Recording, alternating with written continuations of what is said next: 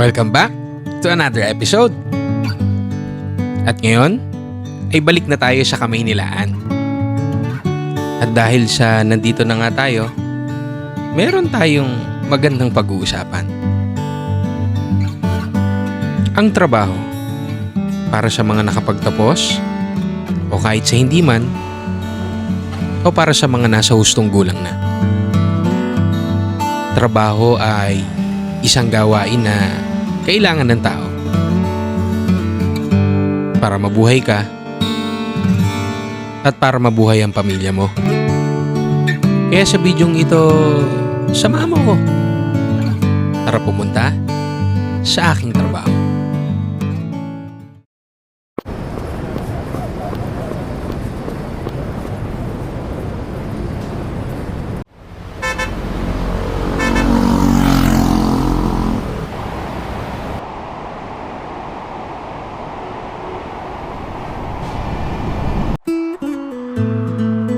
Ang busy ng lugar, no?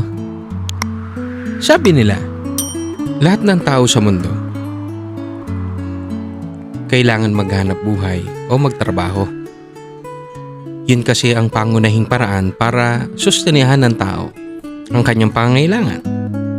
Minsan nga, ang iba, kahit ang gabi ginagawang araw na para makapagtrabaho at para kumita ng mas malaking halaga.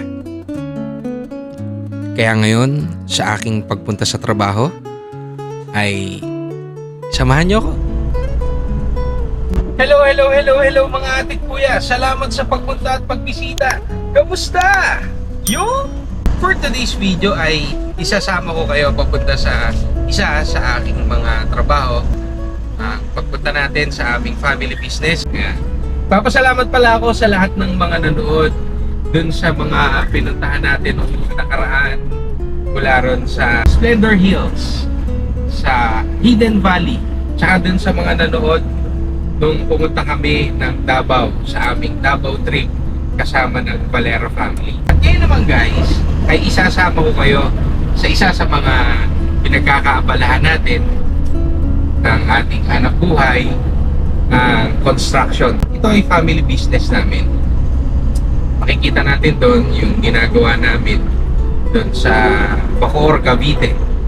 Actually, nandun na sila Airpat at nandun na rin si Camille, yung aming bunsong kapatid na civil engineer. Makikita nyo rin doon sila Kuya Glenn. Sila pala yung contractor namin o supplier namin, mga aluminum glass. Yan. Sila Kuya Dindo ay makikita nyo rin doon, sila Kuya Jer James. Ewan ko kung nandun sila Kuya Kevin tsaka sila Kuya Marlon. Alright, punta tayo ng Bacoor, Cavite guys. Samahan nyo ako. Let's go, let's go! Woohoo!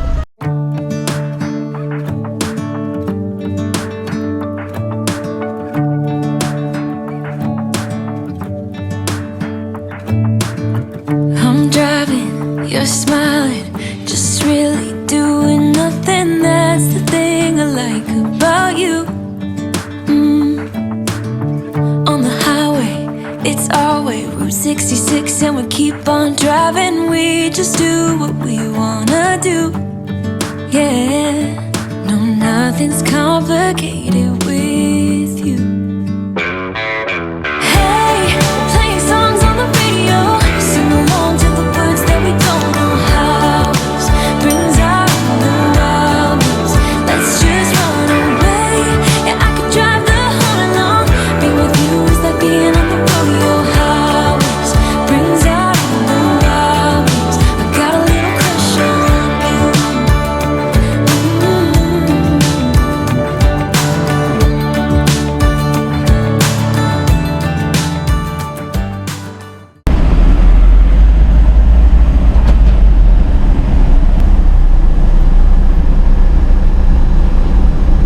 Alright guys, nandito na tayo. Pasok tayo dun sa loob. Ayun guys, dito na nga tayo. Kaka-park lang natin. Bababa lang tayo ng ilang mga gamit. Nasilip ko na sila Airpat, nandun na sila sa loob. At lumabas kami nito ni Camille, yung aking bunsong kapatid na isa sa mga civil engineer dito sa aming construction site. Tinatrain na kasi siya ni Papa. Pinag-resign siya dun sa trabaho niya para matrain sa field. Kasi sabi ni Arpat, sapat na siguro yung experience niya sa company. It's about time na mag-field na siya. Kasi ito naman talaga yung linya ng kanyang napiling propesyon, ang pagiging civil engineer. Ngayon, bibili muna kami ng kape. Bibilan na rin namin si Arpat. Ito siya. Si Engineer Camille. Mamaya papakita namin sa inyo yung loob ng site. Ayan, yung Cavite Coliseum. Ayan, ganyan kalaki yung ginagawa namin dito. Cavite Coliseum. Nakakatuwa lang na yung bunso kong kapatid, siya pa yung sumunod sa yapak ng aming tatay ni Arpat. Ngayon, kasama na siya sa trabaho. Kasama na kami sa trabaho sa construction. Maganda rin sa amin kasi nakikita namin yung hanap buhay na ibinuhay sa amin ng tatay namin. Kaya kami tatlo magkakapatid ay nakapagtapos ng pag-aaral. Katapos ako ng marketing, si Cheche naging doktor, si Camille naging civil engineer. At nakita namin na nandito na kami sa field. Hindi pala ganun kadali yung pinagdaanan ni Arpat para mapagtapos kaming magkakapatid. Kaya sa lahat ng mga anak, ako, i-cherish natin. Pahalagahan natin yung pagpapagal ng mga magulang natin. Naman ang kanilang trabaho, sakripisyo, dapat suklian natin. Hindi muna tayong kape. Alright, let's go!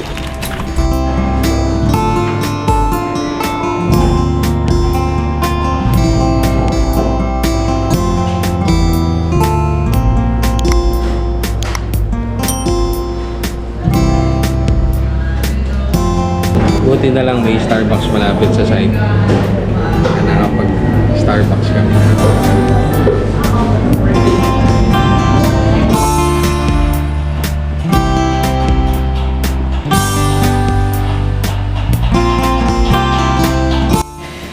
Kakatapos lang ng break time ngayong merienda.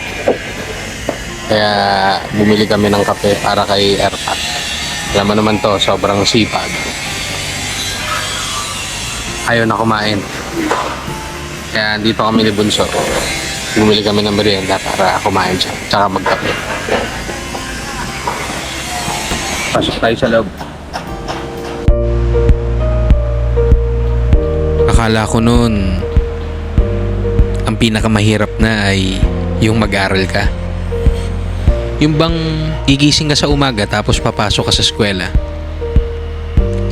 Mas mahirap pala talaga yung pag nasa totoong buhay ka na.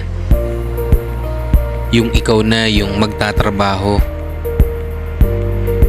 sa perang hahawakan mo. Dati kasi nanghihingi-hingi lang tayo eh. Pero sabi nga na matatanda, mas malalaman mong halaga ng perang hawak mo pag ikaw na yung mismong nagtatrabaho nito. Lalo pa't hindi ito ganong kadaling kitain. Lalo na sa mundong to. Tingnan nyo tong dalawang to. Naglagay lang ako ng camera, biglang kumilos agad. Kanina nakaupo lang to eh. Shoutout sa mga kaibigan namin Luglob. Kanina hindi naman kayo kumikilos ha. May camera eh. Pwede daw. Pwede daw. Yo. Shout out. Yo.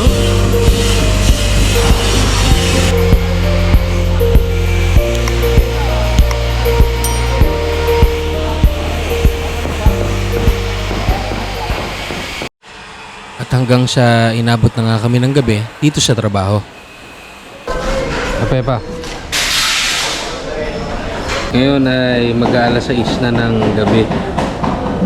At nandito pa rin tayo sa Cavite Coliseum sa aming construction site. At nandito yung mga masisipag na nag-aluminum glass. Ayan.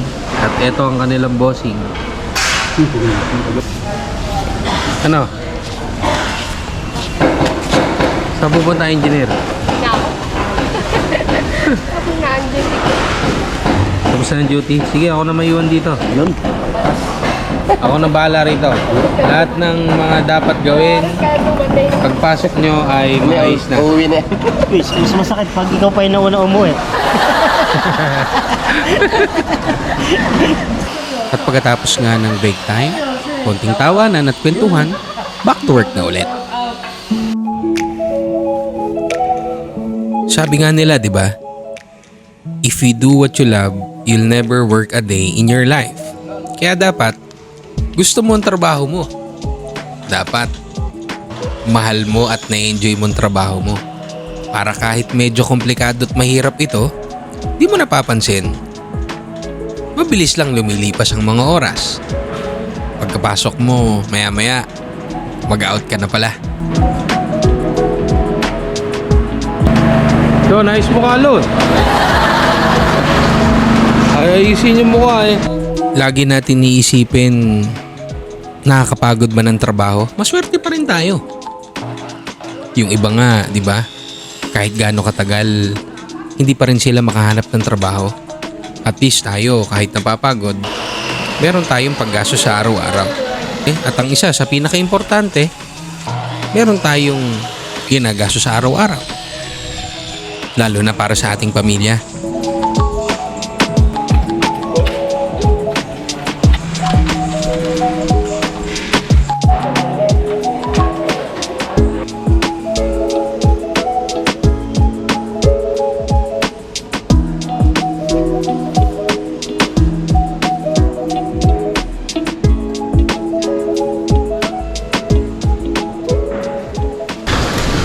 Kahit na nakakapagod ay okay na okay pa rin. Tiyagaan lang ang trabaho. Lahat naman ng trabaho nakakapagod pero tiyagaan lang talaga. Para syempre meron tayong mapakain sa ating mga pamilya. Kaya saludo ko sa lahat ng mga construction worker na katukatuwang namin sa aming mga project. Salamat sa matsatsagang mga kasama namin sa construction. Dahil sa ating pagtutulungan, tayo ay nakakatapos ng mga project. Alam nyo, merong taong nagsabi sa akin, I've been lying here for too long. I don't know what else to do. sabi niya, pag meron ka daw gustong gawin sa buhay mo, Every little thing just to try. gawin mo ang lahat para matutunan ito. Sabi niya nga sa akin I've been thinking kung ano about gusto mo, options. magpakamatay ka na dyan. Every detail in my head At syempre, hindi niya naman sinasabing kitilin mo yung buhay mo. matters, so I cry instead. Ang sinasabi niya lang, pag meron kang isang gustong bagay, isang propesyon, isang trabaho, o pinagkakaabalahan sa buhay, o kung ano man yung hilig mo, Catch my breath, gawin mo ang lahat ng makakaya mo. everything I can. Gawin mo yung best mo But I ain't got nothing left. para pagdating ng araw, magbubunga lahat ng paghihirap mo. I've been staring at the ceiling. I've been staring Kaya, all night. nung sinabi niya yun, Everything I ever worked bumaong malalim yun sa aking puso. think of at night. Na dala-dala ko hanggang saan man ako makarating. I've been asking every question. Na maipamamana ko rin at pwedeng maipamana mo rin Got a clue. sa iyong magiging mga anak, mga apo, Me, what the hell at sa iyong am I pamilya. supposed to do? Kaya kayo, ano man ang ginagawa ninyo, gawin nyo lahat para matutunan ito.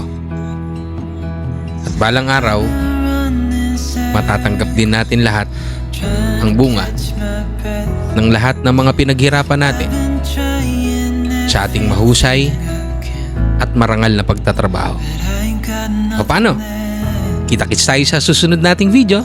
Alright, let's go! And I know there's so much more to this life, but it's hard to see it clearly. Yeah, I tried my best, but nothing turns out right. God, I need you now so dearly. 'Cause I've been running circles, trying to catch my breath. I've been trying everything I can, but I ain't got nothing left.